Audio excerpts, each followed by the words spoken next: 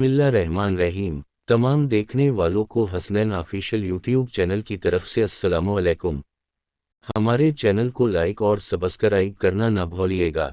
तो आज का हमारा टॉपिक है सिंध की इलाकाई ज़बानें और लहजे। सिंध की तारीख हज़ारों साल पुरानी है, जबकि उसकी इलाकाई ज़बानें भी इंतहाई कदीम हैं।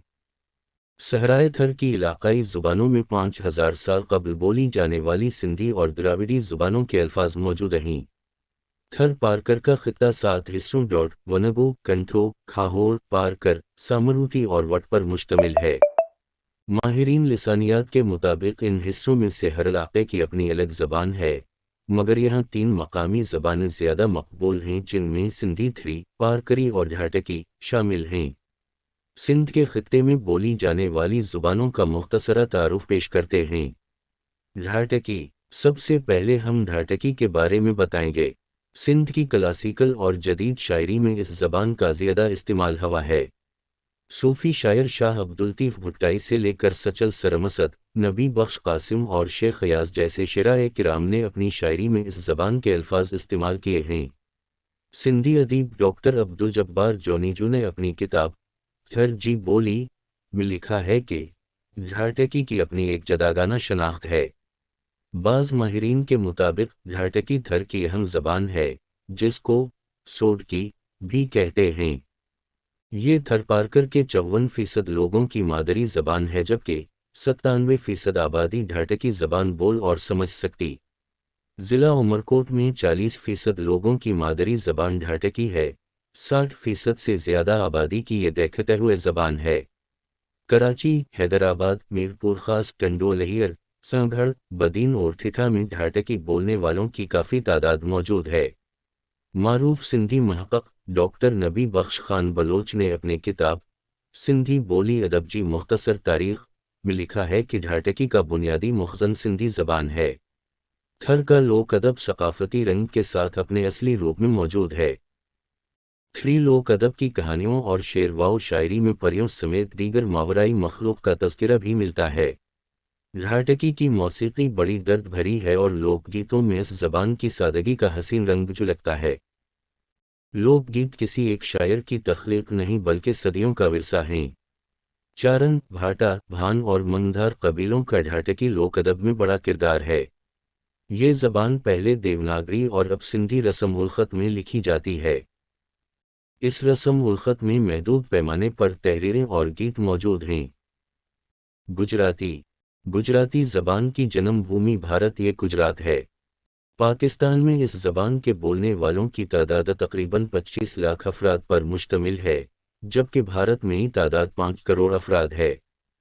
बर्रे सग़ीर के 2 बड़े रहनुमाओं कायद आज़म मोहम्मद अली जनाह और महात्मा गांधी की ये मादरी ज़बान थी। कराची में दाऊदी बोहरा, इस्माइली खूजा, मेमन, काठियावाड़ी और पारसीवा की भी ये मादरी ज़बान है।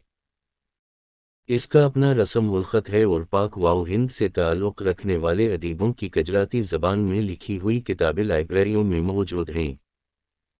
चंद अशरे क़बल तक कराची से मिल्लत और डॉन गुजराती नामी अखबार निकलते थे, जो अब बंद हो चुके हैं। गुजराती ज़बान सुनने के बाद ऐसा महसूस होता है कि मुखातिब टूटी फूटी सिंधी में बात कर रहा है। गुजरात और मुंबई से मेमन, इस्माइली और बोहरी पाकिस्तान बनने के बाद कराची, हैदराबाद और सिंध के दीगर शहरों में आबाद हो गए थे। राजस्थान में लाखों की तादाद में सिंधी राजपूत मौजूद हैं, जिनकी मादरी ज़बान गुजराती है। इस्माइली ख्वाजे भी गुजराती बोलते हैं, लेकिन उनका लहजा ख्वाजकी है। ख्वाजकी में इस्माइली शायरों ने मजहबी गीत गिनान लिखे, जो आजकल पूरी दुनिया में उनकी इबादत गाहों में पढ़े जाते हैं। राजस्थानी। ये भारतीय रियासत राजस्थान की मादरी ज़बान है, ताहम पाकिस्तानी सूबा सिंध के भारतीय सरहद से मुल्हक़ा इलाक़ों, ख़ास तौर पर थर पारकर में भी इसके बोलने वालों की खासी तादाद आबाद है। सिंध के अलावा इसके बोलने वाले पंजाब के बाज़ इलाक़ों में भी मौजूद हैं। भारत में राजस्थानी ज़बान देवनागरी रस्म उल ख़त में लिखी जाती है, ताहम पाकिस्तानी इलाक़ों में उसे सिंधी रस्म उल ख़त राइज है। ये हिंदुस्तान की बड़ी ज़ुबानों में शुमार होती है, लेकिन पाकिस्तान में इसका रुतबा अक़लियती ज़बान के तौर पर है। मारवाड़ी। थरपारकर में ढाटकी के साथ मारवाड़ी जबान बोलने वालों के भी कसीर आबाद ये है, जिनकी तादाद 2,20,000 नफूस पर मुश्तमिल है। ये ज़बान भारत में भी बोली जाती है और वहाँ के कारोबारी तबके की मकबूल ज़बान है, जिसकी वजह से ये तरक्की याफ्ता ज़ुबानों में शुमार होती है। लेकिन सिंध में ज़्यादातर गाँव गोठों के अफराद ये ज़बान बोलते हैं। कच्छी लहजा। कराची में कुछ कौम की कसीर तादाद आबाद है, जिनकी शबाहत और लहजा सिंधियों से मुशाहबत रखता है। उनका साबिका वतन रंग कुछ का इलाका है। ये कच्छी ज़बान बोलते हैं जो सिंधी से मिलती जलती है। सवाहिली कच्छी लहजा है। ये लहजा सनद दो चश्मिहे के अलावा अफ्रीका के ममालिक में मुस्तअमल है, जो अफ्रीका की सवाहिली और सिंधी ज़बान का मुरक्कब है। लिसानी माहिरीन के मुताबिक 18वीं सदी में सिंध से कच्छे कौम के अफराद हिजरत करके अफ्रीकी ममालिक में आबाद हो गए, जहाँ सवाहिली ज़बान बोली जाती है।